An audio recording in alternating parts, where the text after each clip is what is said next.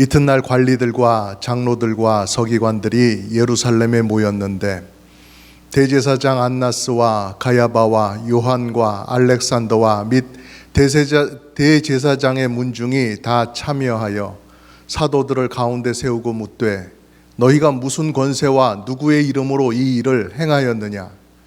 이에 베드로가 성령이 충만하여 이르되 백성의 관리들과 장로들아, 만일 병자에게 행한 착한 일에 대하여 이 사람이 어떻게 구원을 받았느냐고 오늘 우리에게 질문한다면 너희와 모든 이스라엘 백성들은 알라.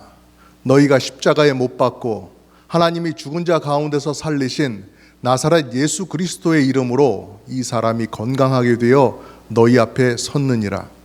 이 예수는 너희 건축자들의 버린 돌로서 집 모퉁이의 머릿돌이 되었느니라. 다른 이로서는 구원을 받을 수 없나니 천하 사람 중에 구원을 받을 만한 다른 이름을 우리에게 주신 일이 없음이라 하였더라. 아멘.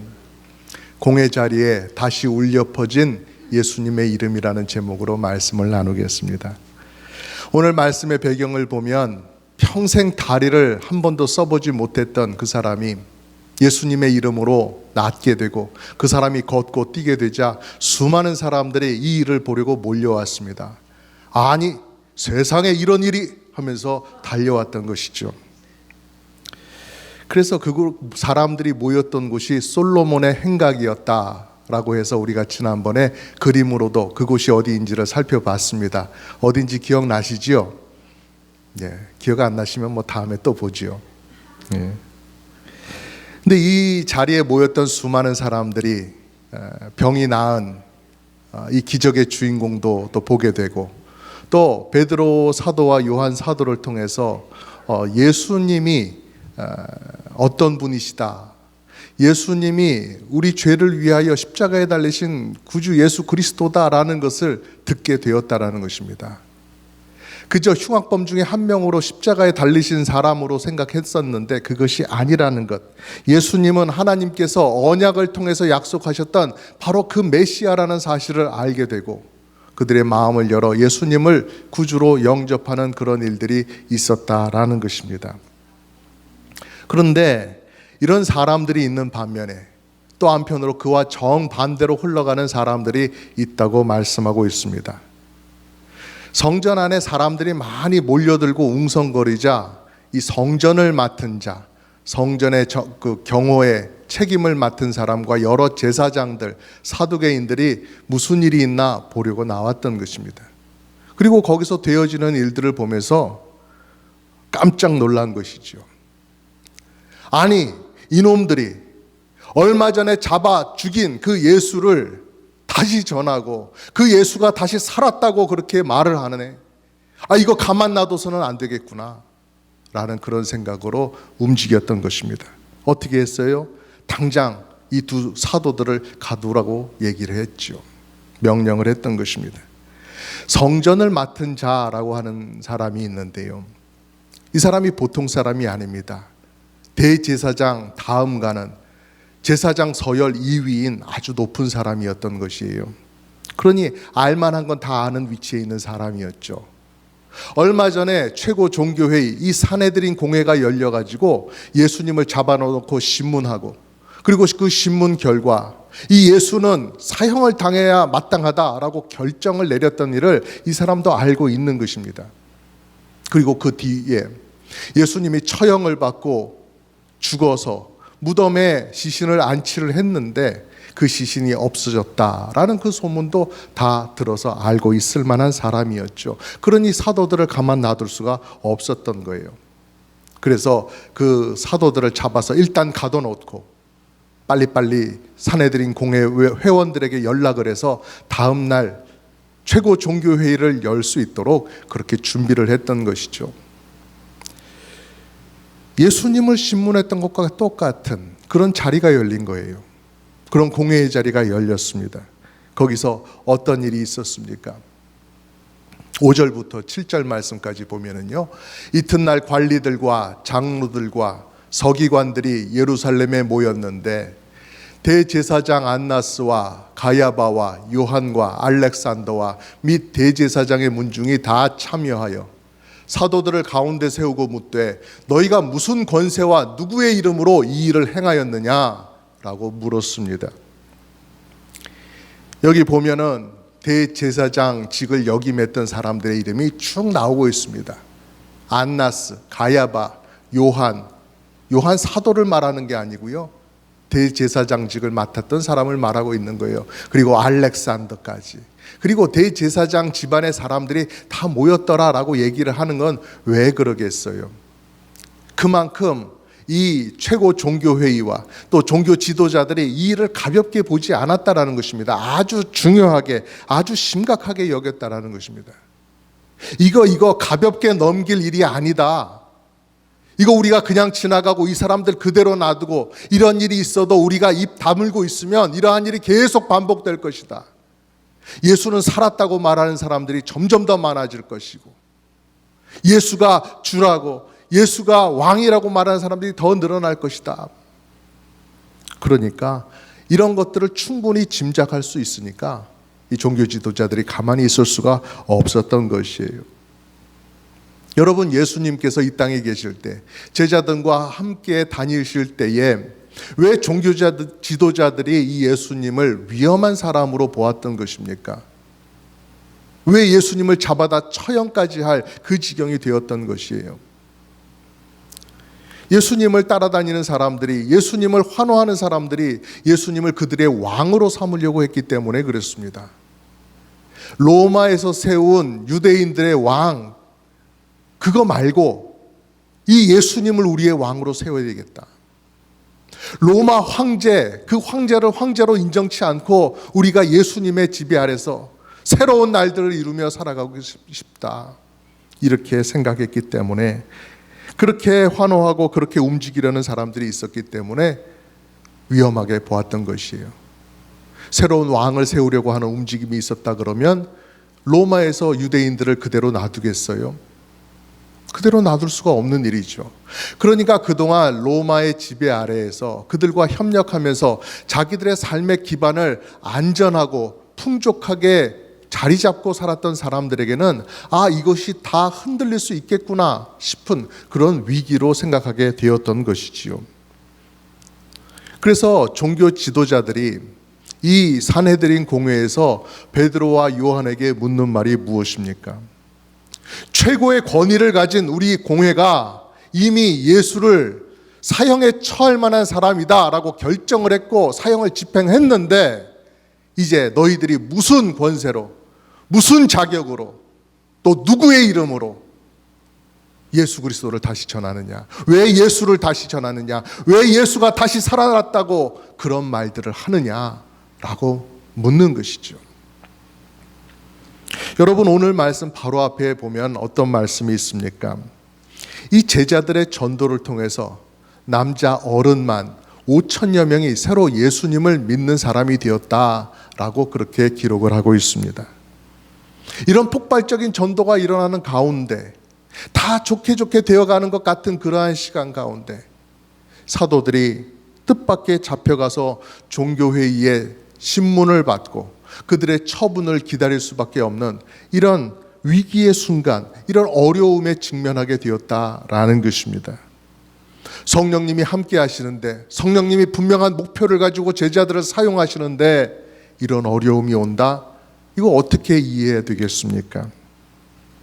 예수님에 대해서 오해하고 성령님을 계속 거스리는 그런 사람들이 가득한 이 세상에서 성도들이 그러한 사람들과 부딪히는 것은 늘 있는 일이라는 것입니다. 당연한 일이라는 것이에요. 이상한 일이 아닌 것입니다. 플로리다에 사는 제리라는 사람이 2명의 친구와 함께 보트를 타고 바다로 나갔습니다. 근데 어느 순간 길을 잃어버린 거예요. 그래서 망망대해 위에서 도움을 구하면서 기다릴 수밖에 없는데, 그렇게 지나갈 시간이 5일이었습니다. 5일 동안 바다에서 그렇게 있었으니 얼마나 춥고 힘들고 배고프고 지쳤겠어요. 그래서 5일째 되는 날도 널브러져서 보트 위에 쓰러져서 누워 있었던 것입니다. 그런데 짜잔 하고 나타난 것이 있었어요. 무엇이 나타났을까요? 구조선이요? 그러면 얼마나 좋겠습니까마는 큰 상어가 나타난 거예요. 조스가 나타났다, 이게 된 겁니다. 그 조스가 그냥 있는 게 아니라 이 고무보트를 그 뾰족한 입으로 막 이렇게 찌르고 공격하는 것입니다. 가만 놔두면 어떻게 돼요? 고무보트 터져가지고 거기서 바로 죽게 되잖아요. 그러니까 이 사람들이 가만히 있을 수 없는데 상어를 쫓을 만한 뭔가 있는가 보니까 이 주머니 속에 있는 작은 주머니 칼, 그거 하나밖에 없는 거예요. 그러니까 그거라도 들고서 한 사람은 상어를 막 주먹으로 내리치고, 한 사람은 그 주머니 칼로 막 찔러대고, 한 사람은 막 소리를 질러서 상어 놀라게, 도망가게 막 소리를 지르고 막 난리가 난 거죠. 막. 탈진했던 사람들, 지쳐 쓰러졌던 사람들이 아주 그냥 난리가 난 거예요. 그런데 그 순간 그 근처를 지나던 어느 화물선이 이 고무보트 위에서 사람들이 이러고 있는 것을 보고서 와서 구조를 해 주었던 것입니다. 여러분, 만약 이 세 사람이 고무보트 위에서 아무것도 하지 않고, 그래, 상어가 나타나든 말든, 상어가 고무보트를 다 찢어 발기든 말든 될 대로 되라 하면서 누워 있었다면 어떻게 되었겠어요? 지나가던 화물선이 그것을 발견할 수 없었겠지요. 그저 바다 위에 떠 있는 배 한 척이 있나 보다. 그러면 여러분, 이들이 바다 위에 떠 있었는데요, 상어가 나타나는 것이 이상한 일인가요? 신기한 일인가요? 그럴 수 없는데 어떻게 그런 일이 생긴 건가요? 그렇지 않죠. 바다에는 상어가 우글우글하죠. 그놈들이 사는 곳이란 말입니다. 그러면 그 중에 어떤 상어가 공격을 해왔다 하면 어떻게 해야 돼요? 목사님한테 물어봐야 돼요. 목사님 어떻게 할까요? 상어와 겁나게 싸워야지요. 싸워서 이기고 물리쳐야지요. 이 제리라는 분과 그분의 친구들이 했던 것처럼 그렇게 싸워서 이기고 살아야 되지 않겠습니까? 여러분, 우리가 이 악한 세대를 살면서 예수 그리스도와 성령님을 거스리는 사람들과 맞서서 우리가 복음의 진리를 지키고 예수 그리스도와 함께 살아간다는 것 참 쉽지 않은 일입니다. 그러나 우리가 그렇게 산다는 것은, 우리가 힘듦에도 불구하고 그렇게 살아간다는 것은 하나님의 뜻을 이루며 살아가는 것이에요. 우리를 향한 하나님의 숭고한 뜻, 우리를 구원해 주신 하나님의 그 뜻을 우리가 높이며 이루며 살아가는 것입니다. 성도들은 세상에 항상 부딪힐 수밖에 없습니다. 그러나 그런 때일수록 우리가 더 정신 차리고 예수님만이 살 길이다, 복음의 진리를 꽉 붙잡고 그렇게 살아가시기를 간절히 부탁드립니다. 그리고 말씀을 보면은 그렇게 하룻밤 잡혀 있다가 그 다음날 종교회의에 불려가서 신문을 당하게 된 두 사도였습니다. 그 두 사도가 이런 일에 익숙한 사람들은 아니었죠. 종교회의에 처음으로 불려나가서 그 70여 명이 넘는 종교회의의 그 회원들에게 신랄한 질문을 받는 그런 엄중한 자리였다라는 것입니다. 또 이들의 마음속에 불안감이 더 클 수밖에 없는 것은 그들이 예수님께서 어떤 길을 걸어가셨는지를 알기 때문이 그랬습니다. 이 사도들이 지금 어떻게 잡혀온 거예요? 성전에 기도하는 시간에 맞춰서 기도하러 가다가 이 다리 아픈 사람을 고쳐줬고, 그렇게 해서 잡혀가고 이 공회 자리까지 오게 된 것 아니겠습니까? 예수님은 어떻게 잡히셨나요? 겟세마네 동산에서 기도하시다가 잡혀가셨어요. 그러니까 비슷한 일이 일어났다는 것입니다. 그리고 예수님을 신문했던 그 최고 종교회의의 회원들이, 그날 그렇게 신문했던, 예수님을 신문했던 사람들이 이 두 사도를 신문하기 위해서 똑같이 앉아 있는 거예요. 그러니 사도들은 분명히 알 수 있었던 것이죠.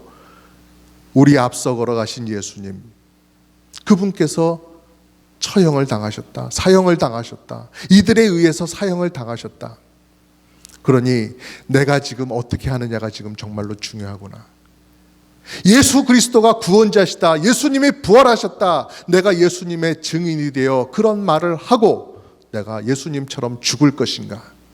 아니면 죄송합니다. 제가 뭘 잘 모르고 그랬습니다. 한번 선처해 주시면 다시는 그런 쓸데없는 말하고 돌아다니지 않겠습니다. 조용히 살겠습니다. 그러면서 목숨을 구걸할 것인가? 이런 것이 고민이 되었겠지요. 그런데 사도들은 어떤 결정을 합니까? 우리의 걱정과는 다르게 베드로 사도가 대답을 하는데 엄청 당당하게 대답을 하는 것입니다. 10절 말씀. 너희가 십자가에 못 박고 하나님이 죽은 자 가운데서 살리신 나사렛 예수 그리스도의 이름으로 이 사람이 건강하게 되어 너희 앞에 섰느니라 라고 말씀합니다. 아멘. 대제사장이 너희가 무슨 권세와 누구의 이름으로 이런 일을 행하느냐라고 물은 것에 대해서 완벽하게 대답을 해준 것입니다. 우리가 가진 권세로 한 것이 아닙니다. 미약할 뿐인, 다른 사람들은 대단하다고 하지만 결국 미약할 뿐인 어떤 사람의 권세로 한 것도 아닙니다. 오직 예수님이 부활하시고 살아계시기 때문에 그 살아계신 예수님께서 자신의 권세를 드러내기 위해서 그분께서 일하신 것입니다. 예수님께서 그분의 이름으로 하신 일을 당신들은 똑똑히 아시오, 똑똑히 보시오 라고 대답했던 것입니다. 예전에 주님을 부인하고 도망가던 그때의 사도들의 부끄러움, 그것은 그때로 족하다라는 것입니다. 나를 위해서 죽어주신 예수님인데 나도 주님을 위해서 살리라.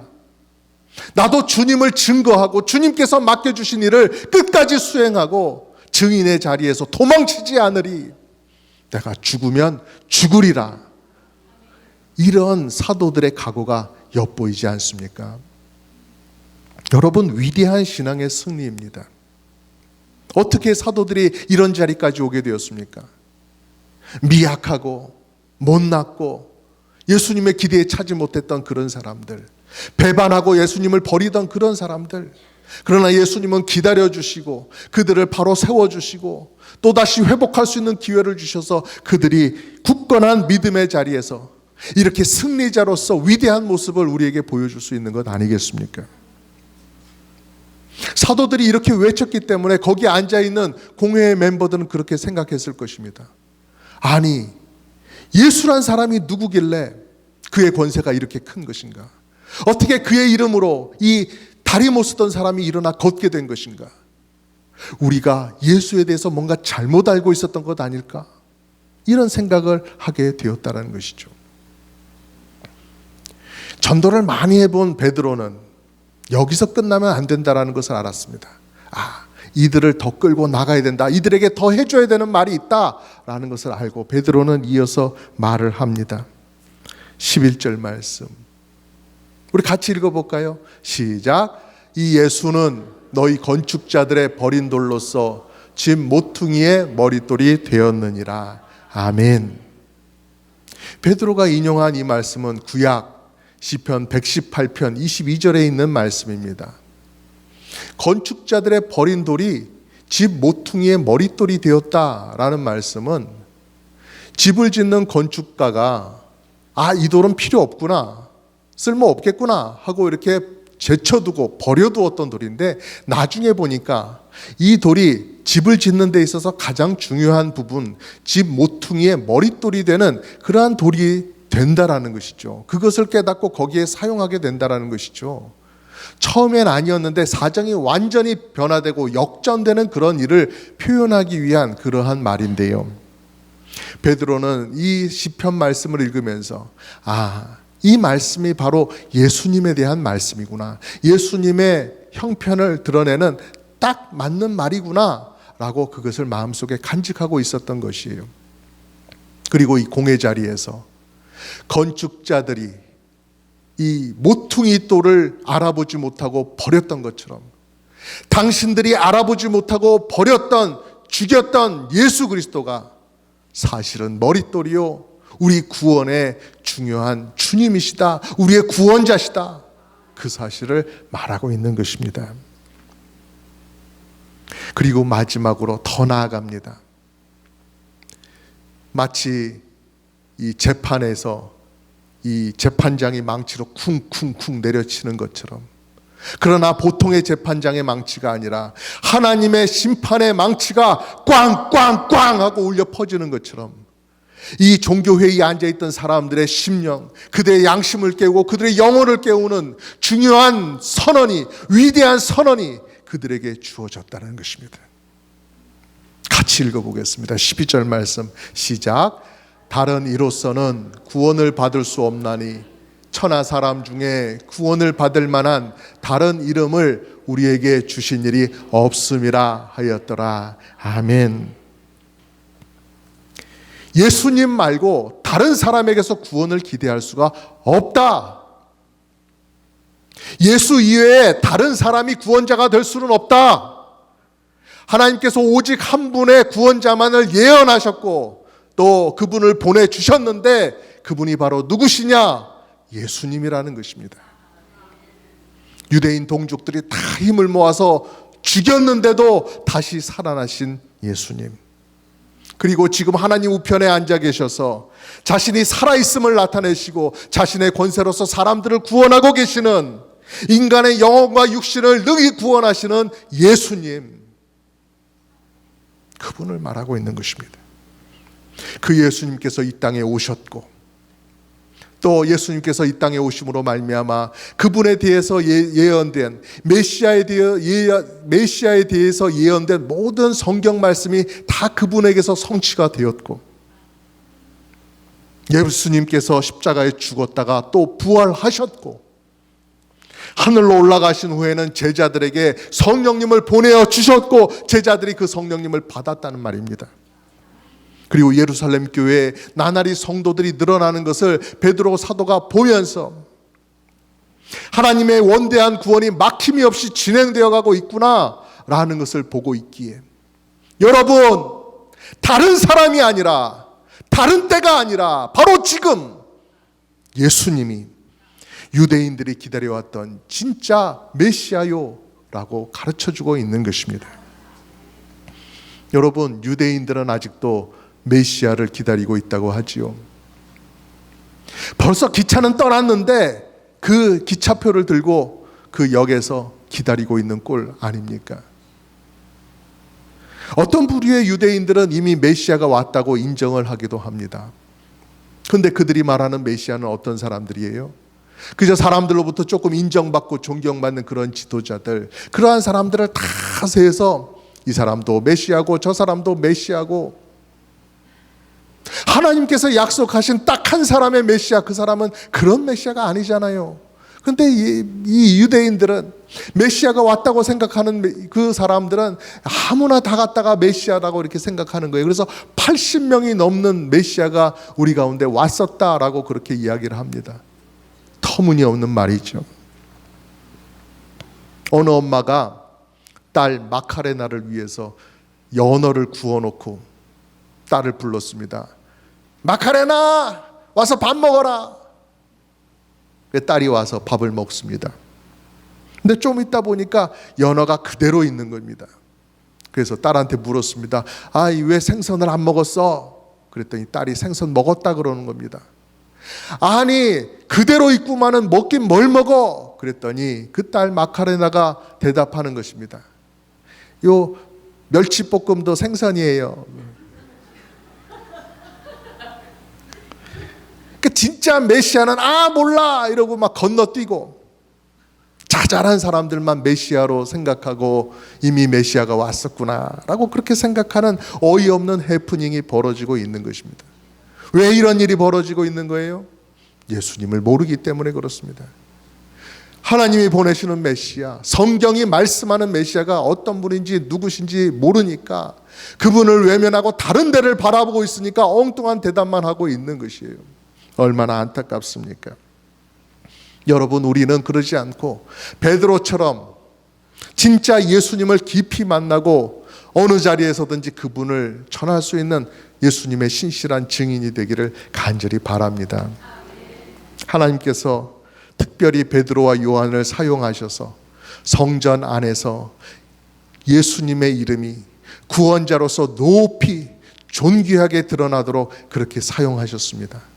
또 성전 안에서뿐만 아니라 최고 종교회의 그 자리 안에서도 예수님만이 우리의 구원자십니다 라고 하는 그 사실을 선포하게 하셨어요.